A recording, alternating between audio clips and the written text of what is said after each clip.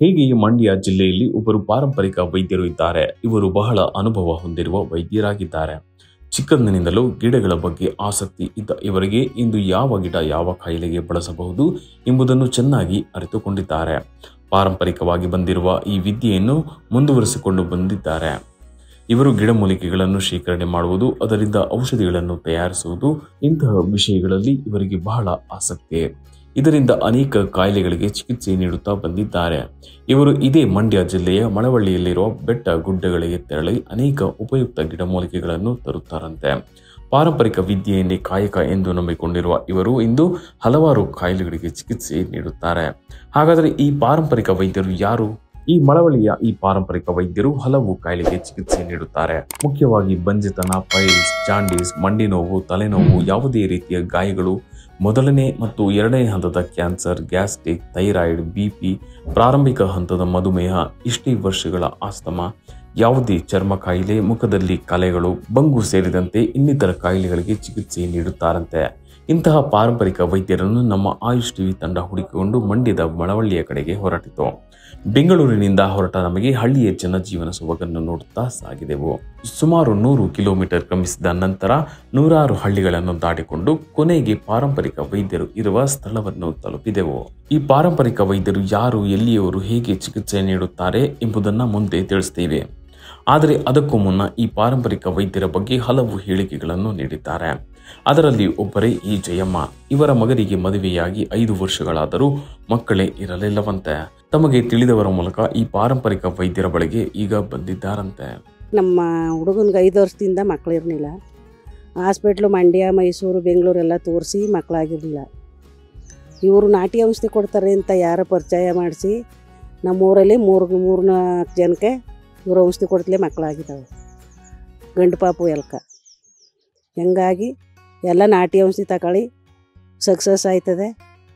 ಒಳ್ಳೆ ಔಷಧಿ ಕೊಟ್ಟು ಒಳ್ಳೇದು ಮಾಡ್ತಾರೆ. ಡಾಕ್ಟ್ರಿಗಿಂತಲೂ ಹೆಚ್ಚಾಗೆ ನಾಟಿ ಔಷಧಿ ಕೊಟ್ಟು ಮಕ್ಕಳಿಲ್ಲದಿದ್ದವ್ರಿಗೆಲ್ಲ ಮಕ್ಕಳು ಆಗಿದೆ. ಈ ಮಹಿಳೆಯು ಸಹ ಇದೇ ಪಾರಂಪರಿಕ ವೈದ್ಯರ ಬಳಿಯಲ್ಲಿ ಔಷಧ ಪಡೆದಿದ್ದರಂತೆ. ತಮಗೂ ಮಕ್ಕಳಾಗದಿದ್ದ ಕಾರಣ ಇಲ್ಲಿಗೆ ಬಂದಿದ್ದರಂತೆ. ಆದರೆ ಇಂದು ಈ ಮಹಿಳೆಗೆ ಗಂಡು ಮಗುವೊಂದು ಇದೆಯಂತೆ. ಇದಕ್ಕೆಲ್ಲ ಕಾರಣ ಈ ಪಾರಂಪರಿಕ ವೈದ್ಯ ನೀಡುವ ಔಷಧಿಯಂತೆ.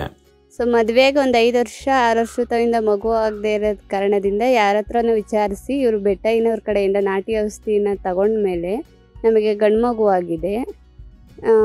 ಸೊ ಮಗು ಮಾಡ್ಕೊಳ್ದೇ ಇರೋ ಕೆಲವು ಪ್ರಾಬ್ಲಮ್ಗಳೆಲ್ಲ ಇರುತ್ತೆ. ಡಾಕ್ಟ್ರು ಎಷ್ಟೊಂದು ಕಡೆ ವಿಚಾರಿಸಿ ಎಲ್ಲ ನೋಡಿದಾಗ ಏನು ತೊಂದರೆ ಇಲ್ಲ ಅಂತ ಹೇಳಿದ್ರೂ ಕೂಡ ಕೆಲವ್ರಿಗೆ ಮಕ್ಕಳಾಗಿರಲ್ಲ. ಕೆಲವರು ಸುಮ್ಮನೆ ಆಗಿಬಿಟ್ಟಿರ್ತಾರೆ. ಆದ್ರೂ ನಾಟಿ ಔಷಧಿ ಕಡೆ ಹೋಗೋದು ಭಯ ಅಂತ ಹೋಗದೆ ಇರ್ತಾರೆ. ಇವ್ರ ಕಡೆಯಿಂದ ಆದಮೇಲೆ ನಮಗೆ ಮಗು ಆಗಿ ಸಕ್ಸಸ್ ಆಗಿ ಗಂಡು ಮಗು ಆಗಿದೆ. ಇನ್ನು ಕನಕಪುರದ ನಿವಾಸಿಯಾದ ಇವರು ತಮ್ಮ ಪತ್ನಿಗೆ ಚಿಕಿತ್ಸೆ ಕೊಡಿಸಿದ್ದರಂತೆ. ಮುಖದಲ್ಲಿ ಬಂಗು ಎಂಬ ಕಾಯಿಲೆ ಬಂದು ವಿಕೃತವಾಗಿ ಇರುತ್ತಿತ್ತಂತೆ. ಈ ಬಂಗು ಬಂದಾಗಿನಿಂದ ಇವರನ್ನು ನೋಡಲಾಗದ ಸ್ಥಿತಿಗೆ ಅವರು ತಲುಪಿದ್ದರಂತೆ. ಜನರು ಕೂಡ ಆಡಿಕೊಳ್ಳಲು ಶುರು ಮಾಡಿದ್ದರಂತೆ. ಇದರಿಂದ ತೀವ್ರ ಮನನೊಂದಿದ್ದ ಈ ವ್ಯಕ್ತಿ ತನ್ನ ಪತ್ನಿಯನ್ನು ಈ ಪಾರಂಪರಿಕ ವೈದ್ಯರ ಬಳಿಗೆ ಕರೆದುಕೊಂಡು ಬಂದು ಚಿಕಿತ್ಸೆಯನ್ನು ಕೊಡಿಸಿದ್ದಾರಂತೆ. ನಮಸ್ಕಾರ. ನಮ್ಮದು ಕನಕಪುರದಿಂದ ಪಕ್ಕ ಹನುಮನಹಳ್ಳಿ ಅಂತ. ನಮ್ಮ ಮಿಸ್ಸೆಸ್ಗೆ ಮುಖ ಎಲ್ಲ ಒಂಥರ ಬಿಳಿಚಿಪ್ಪಾಗಿ ತೊಂತರ ಎಲ್ಲ ಆಗ್ಬಿಟ್ಟಿತ್ತು. ನಾವು 5 ವರ್ಷದಿಂದ ಹಾಸ್ಪಿಟ್ಲಿಗೆಲ್ಲ ಹಾಸ್ಪಿಟ್ಲಿಗೆಲ್ಲ ತೋರಿದ್ಮೇಲೆ ಅದು ವಾಸಿ ಆಗೋದು ತಿರುವ ಬತ್ತನೇ ಇತ್ತು. ಅದು ಕಮ್ಮಿ ಆಯ್ತಾ ಇರಲಿಲ್ಲ. ಅಕ್ಕಪಕ್ಕ ಜನ ಎಲ್ಲ ಆಡ್ಕೋಕೆ ಶುರು ಮಾಡಿದ್ರು. ಅವ್ರ ಮಕ್ಕ ಹಿಂಗಾಗೋಯ್ತು, ಅವ್ರ ಹೆಂಗಸ್ರು ಮಕ್ಕ ಹಿಂಗಾಗೋಯ್ತು ಅಂತೆಲ್ಲ ಆಡ್ಕೋಕೆ ಶುರು ಮಾಡಿದ್ರು. ಆಡ್ಕೋಕೆ ಶುರು ಮಾಡಿದ್ಮೇಲೆ ನಮಗೆ ಭಯ ಬಂತು.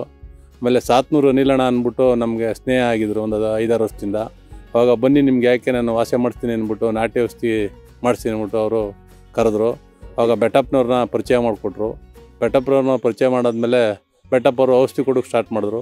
ಹಾಸ್ಪಿಟ್ಲಲ್ಲಿ ನಮಗೆ ತೋರಿಸ್ತಾ ಇದ್ರು ಕೂಡ ಗುಣ ಬರ್ತಾ ಇತ್ತು, ತಿರ್ಗ ವಾಪಸ್ ಬರ್ತಾಯಿತ್ತು. ವಾಸಿ ಆಗೋದು ತಿರ್ಗ ವಾಪಸ್ ಬರ್ತಾನೆ ಇತ್ತು. ವಾಸಿ ಆಗಿ ತಿರ್ಗ ಬರ್ತಾನೆ ಇರೋದು.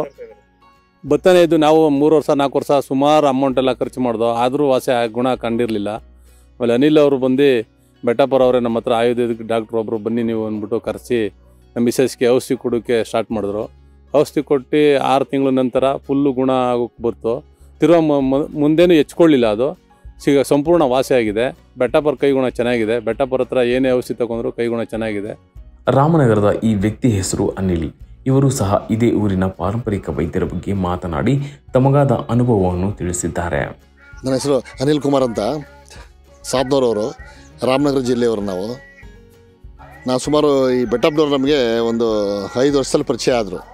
ಪರಿಚಯ ಆದಾಗ ನಾವು ಆಯುರ್ವೇದಿಕ್ ಪಂಡಿತರು ಅಂತ ವಿಷಯ ಗೊತ್ತಾದಮೇಲೆ ವಿಶ್ವಾಸ ಆದಮೇಲೆ ನಾವು ಕೂಡ ಅವ್ರ ಜೊತೆ ಸ್ವಲ್ಪ ದಿನ ಓಡಾಡಿದೆ. ಕಾರಣ ಏನಪ್ಪ ಅಂದರೆ ಇವ್ರು ಕೊಟ್ಟಂಥ ಮೆಡಿಷನ್ ಆಯುರ್ವೇದಿಕ್ ಏನು ಕೆಲಸ ಮಾಡ್ತಾ ಇದೆಯಾ, ಇದು ಸತ್ಯನ ಸುಳ್ಳು ಅಂತ ನಾವು ಅದ್ರ ಬಗ್ಗೆ ಸ್ವಲ್ಪ ಓಡಾಡ್ತಾಯಿದ್ವಿ. ಓಡಾಡಬೇಕಾದ್ರೆ ಕೆಲವು ಕಡೆ ಹೋದಾಗೆಲ್ಲ ಪಾಪ ಹೆಣ್ಮಕ್ಳು ಇವರಿಗೆ ಭಾಳ ಆಧಾರದಿಂದ ಭಾಳ ಭಾವಿಸ್ತಾಯಿದ್ರು. ಜೊತೆಗೆ ಎಲ್ಲ ಕಡೆ ಇವರು ಕೈಗೊಂಡ ಚೆನ್ನಾಗದೆ ಅಂತ ಹೇಳ್ತಾಯಿದ್ರು. ಹಂಗಾಗಿ ನಾನು ಕೂಡ ಸುಮಾರು ಜನ ಪರಿಚಯ ಮಾಡಿಸ್ದೆ. ಕೆಲವು ಚರ್ಮರೋಗಕ್ಕೆ, ಕೆಲವು ಸ್ತ್ರೀರೋಗಕ್ಕೆಲ್ಲ ಔಷಧಿ ಕೊಡ್ತಾಯಿದ್ರು. ಎಲ್ಲ ಕಡೆ ಕೂಡ ಒಳ್ಳೆ ರಿಸಲ್ಟ್ ಬಂತು. ಹಂಗಾಗಿ ನಾವು ಸುಮಾರು 100 ಜನಕ್ಕೆ ಪರಿಚಯ ಮಾಡಿಸ್ತೋ. ಹೀಗೆ ಅನೇಕರು ಈ ಪಾರಂಪರಿಕ ವೈದ್ಯರಿಂದ ಗುಣ ಹೊಂದಿದ್ದಾರೆ. ಮುಖ್ಯವಾಗಿ ತಮ್ಮ ಊರಿನಲ್ಲಿ ಬಂಜಿತನವಿರುವ ಮಹಿಳೆಯರಿಗೆ ತಾವು ಸಿದ್ಧಪಡಿಸುವ ಪಾರಂಪರಿಕ ಔಷಧಿ ನೀಡಿ 2 ಮಕ್ಕಳಿಗೆ ಜನ್ಮ ನೀಡಿರುವ ಉದಾಹರಣೆಗಳು ಇವೆಯಂತೆ. ಇಂದು ಇವರು ಸಣ್ಣ ಪುಟ್ಟ ಕಾಯಿಲೆಗಳಿಂದ ಹಿಡಿದು ಆರಂಭಿಕ ಹಂತದ ಕ್ಯಾನ್ಸರ್ಗೂ ಚಿಕಿತ್ಸೆ ನೀಡುತ್ತಾರಂತೆ. ಇವರು ಮುಖ್ಯವಾಗಿ ಸಂತಾನ ಅಥವಾ ಬಂಜುತನಕ್ಕೆ ಚಿಕಿತ್ಸೆ ನೀಡುವ ಪಾರಂಪರಿಕ ವೈದ್ಯರಂತೆ. ಹಾಗಾದರೆ ಈ ಖ್ಯಾತ ನಾಟಿ ವೈದ್ಯರು ಯಾರು ಗೊತ್ತಾ? ಇವರೇ ನೋಡಿ, ಮಂಡ್ಯ ಜಿಲ್ಲೆಯ ಮಳವಳ್ಳಿ ತಾಲೂಕಿನ ಹಲಗೂರು ಹೋಬಳಿಯ ದಳವಾಯಿ ಕೋಡಿಹಳ್ಳಿಯ ಪಾರಂಪರಿಕ ವೈದ್ಯರಾದ ಬೆಟ್ಟಪ್ಪನವರು.